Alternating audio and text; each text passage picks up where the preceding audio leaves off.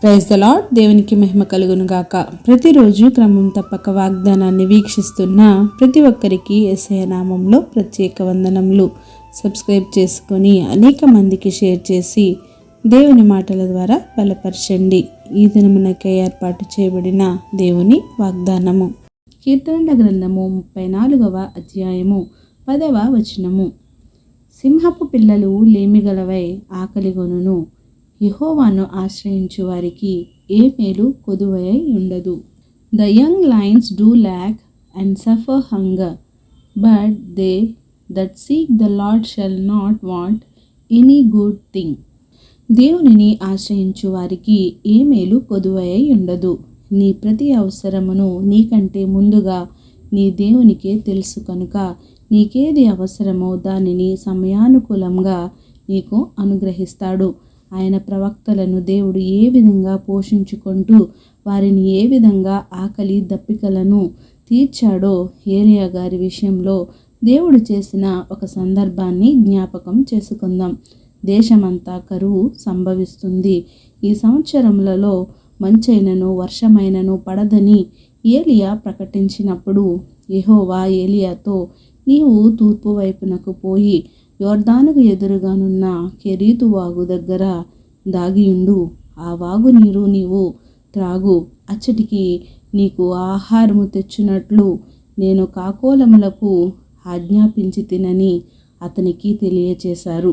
అతడు పోయి యెహోవా సెలవు చొప్పున యోర్దానునకు ఎదురుగానున్న కెరీతు వాగు దగ్గర నివాసము చేశాడు. అక్కడ కాకోలములు ఉదయమందు రొట్టెను మాంసమును, అస్తమయమందు రొట్టెను మాంసమును అతని యొద్దకు తీసుకొని వచ్చుచుండెను. అతడు ఆ వాగునీరు త్రాగుచూ వచ్చెను. కొంతకాలమైన తరువాత దేశములో వర్షము లేక ఆ వాగునీరు కూడా ఎండిపోయెను.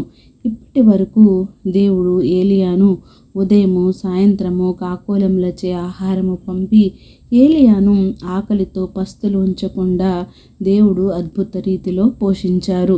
వాగు ఎండిపోయినా కూడా సారేపతు పట్టణంలో ఒక విధవరాలి యొద్దకు పంపి కరువు దినములు పోయేంత వరకు కూడా తొట్టిలో ఉన్న పిండి తక్కువ కాకుండా బూటిలో ఉన్న నూనె అయిపోకుండా దేవుడు ఏలియాను, ఆ సారేపతు విధవరాలిని, ఆమె కుమారుణ్ణి దేవుడు ఆశ్చర్యకరముగా పోషించాడు. దేవునిని ఆశ్రయించిన ఏలియా గారిని పోషించిన దేవుడు, వానికి మేలు చేసిన దేవుడు మనకును చేస్తాడు. ఆయనను నమ్మిన వారిని విడిచిపెట్టేవాడు ఎంత మాత్రము కాదు. దేశమంతా కరువుతో ఉన్న ఆయన బిడ్డలను అద్భుత రీతిలో వారికి మేలు చేయవాడు. దేవునిని ఆశ్రయించు, ఆయనే నీకు మేలు చేయును గాక. ఆమెన్. చిన్ని ప్రార్థన. సకల ఆశీర్వాదాలకు కారణభూతుడైన మా ప్రియ పరలోకపు తండ్రి, మీరిచ్చిన వాగ్దానంకే వందనాలు దేవా.